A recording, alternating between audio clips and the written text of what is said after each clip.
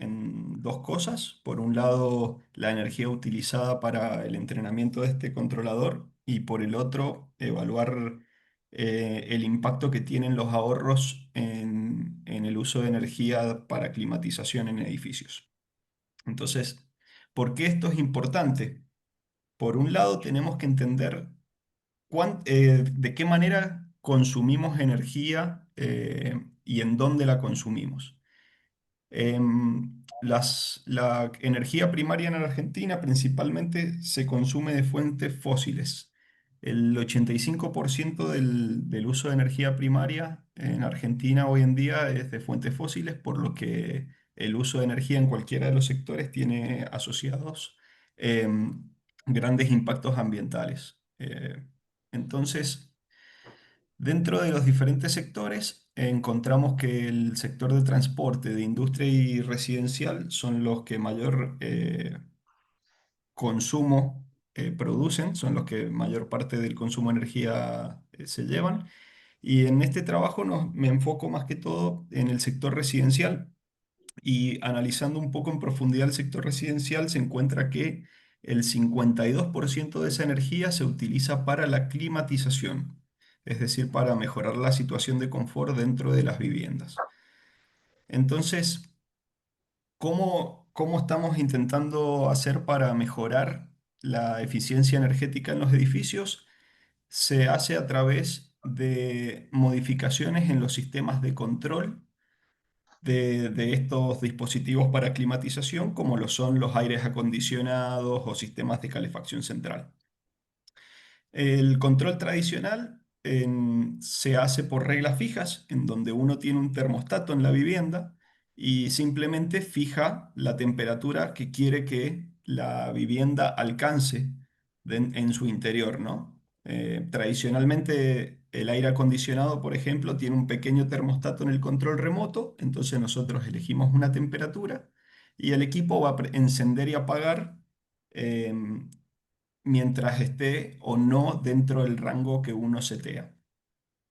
Por otro lado, la propuesta de control nuestra se basa en una metodología de la inteligencia artificial que se llama aprendizaje por refuerzos profundos, en donde un agente em, toma esas mediciones del entorno, como la temperatura y la humedad, y decide de forma autónoma cuál es el valor de temperatura adecuado para la habitación.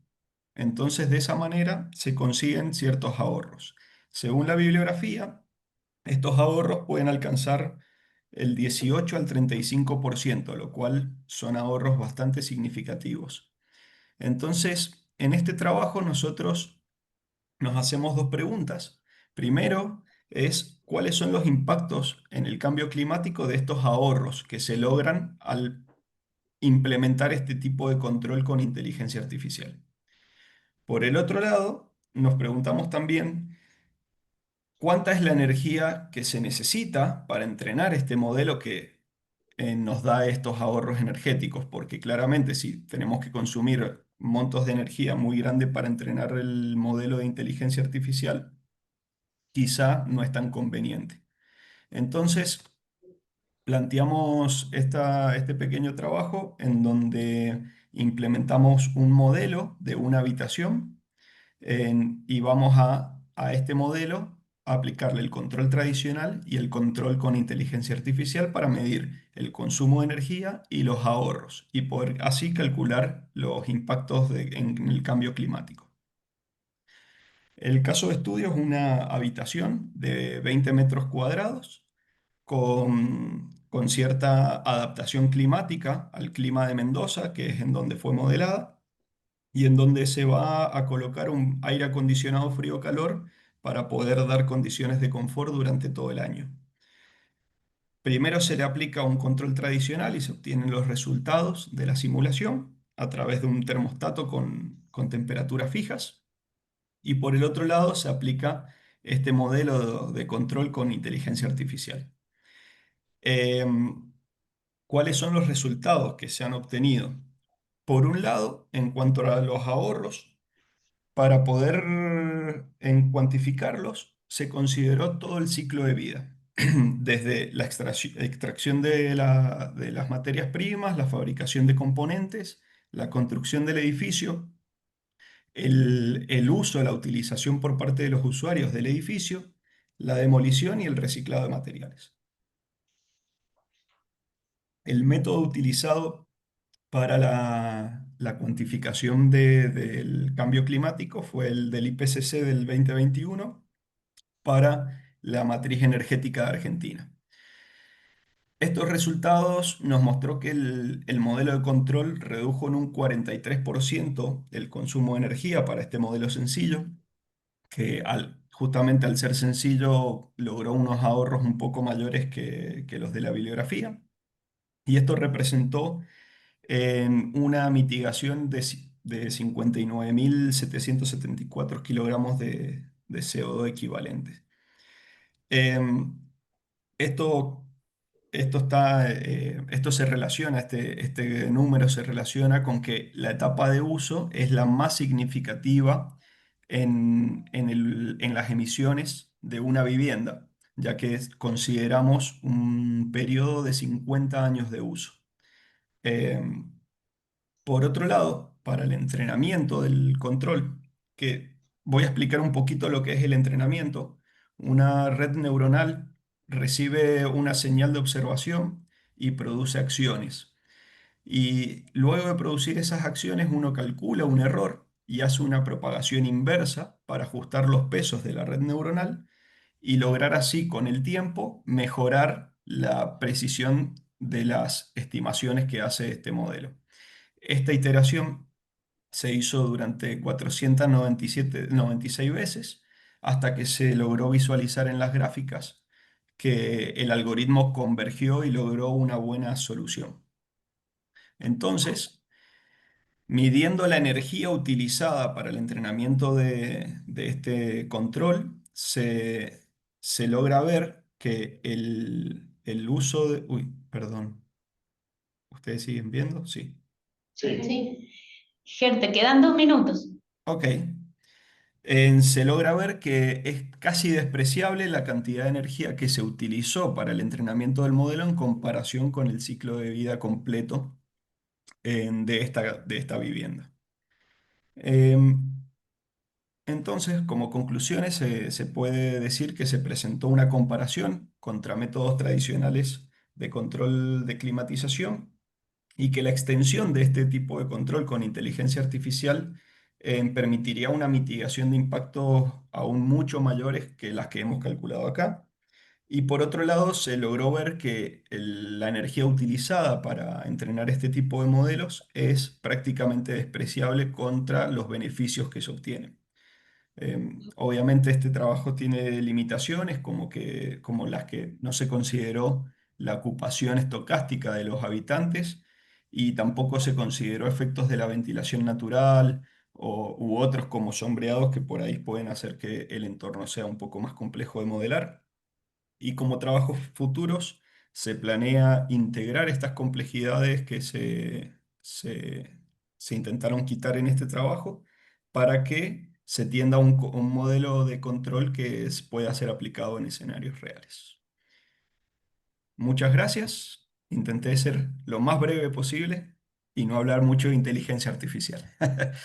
Así que, 30 segundos te sobraron. Excelente. mira, podemos charlar un poco entonces.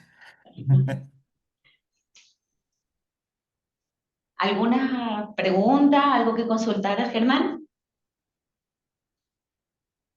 Yo, Ger, Sí, una pregunta para hacerte ahora, que ya te las hago antes o después, pero no, quizás para aclararles a ellos cuáles son las condiciones de confort que vos consideraste para los cuales se determinaron esos ahorros, porque eso es determinante, ¿no es cierto? Y la sí. otra pregunta, no me la acuerdo, pero en cuanto yo me la acuerde te la voy a hacer. No, que quizás explicar un poquito más lo que hablaste en las conclusiones sobre el comportamiento estocástico. Eso en términos reales, contar un poquito para que te entiendan mejor. Creo yo. Bien, las condiciones de confort se ha tomado como referencia un valor de 24 grados que que cuando uno analiza un diagrama psicométrico y analiza las condiciones de confort planteadas por Ashrae, es un punto en el cual se obtiene confort prácticamente siempre. Obviamente hay un rango de temperaturas que en general son más o menos 2 grados centígrados, entonces tenemos confort entre los 19 y 25 grados dependiendo de los niveles de humedad. Pero por la modelación de la vivienda y demás, 24 grados se consideró como el valor de referencia para el control tradicional. Eso para un modelado de todo el año.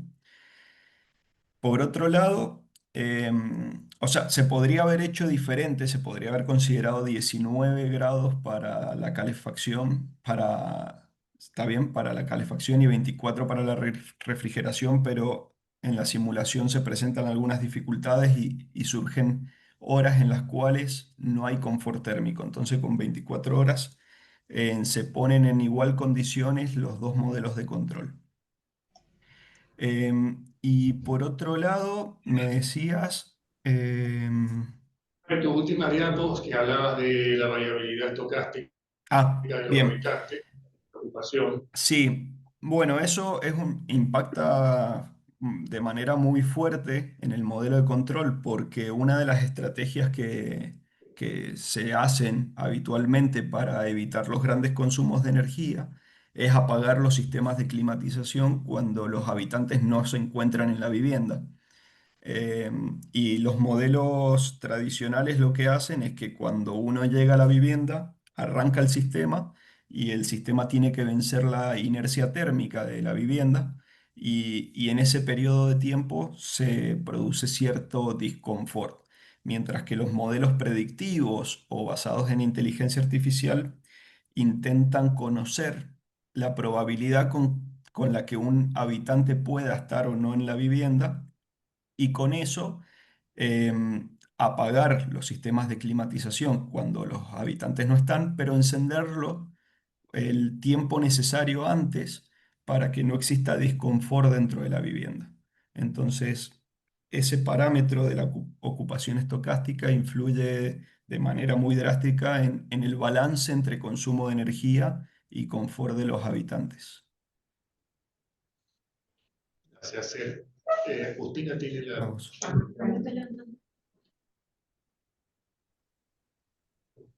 ¿Se fue? Ah, no, está justo. No, ahora. Ahí Sí, sí. se Ahora, escucha. Ahí está. Ahí está. Bueno, gracias Germán por la presentación, me gustó mucho. Yo no termino de entender si es los datos, digamos, con los que haces los modelos para comparar, son todos datos simulados o hay alguna medición, no sé, que ustedes hayan hecho, la medición, digamos, de exacto, de esta habitación.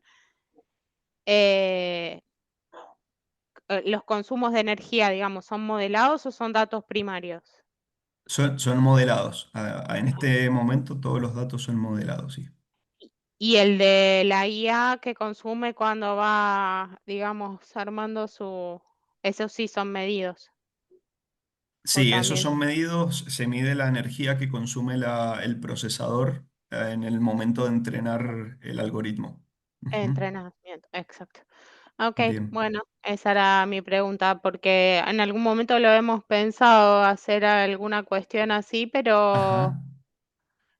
para viviendas prefabricadas y etcétera, pero bueno, me gustó mucho el ejemplo de la Bueno, IA, no lo habíamos tenido en cuenta.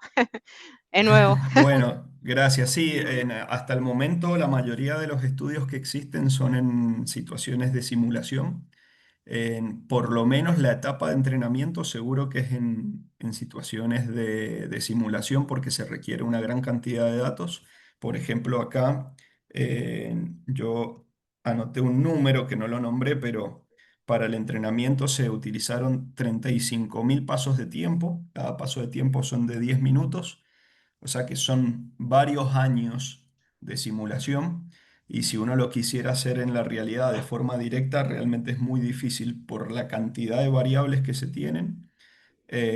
y por la poca interacción que tiene el usuario con el sistema. Entonces, uno tiene que implementar un entrenamiento por etapas en donde va complejizando el entrenamiento del algoritmo y una vez que se tiene un resultado en un escenario simulado adecuado, puede hacer una transferencia, una aplicación en la realidad y terminar de hacer un ajuste fino. Todavía no llego a eso, estoy un poco lejos, eh, pero la mayoría de las investigaciones están en esa etapa, en donde están intentando de obtener modelos generales que se puedan aplicar a cualquier tipo de vivienda, y que después de eso se puedan aplicar de manera segura en un entorno donde hayan usuarios reales. Gracias, Germán. A vos. Excelente, Germán, súper interesante el trabajo. Bueno, gracias. Bueno, a Gracias. continuación, me toca a mí. Ok. Eh, el trabajo es cálculo preliminar de la huella de carbono organizacional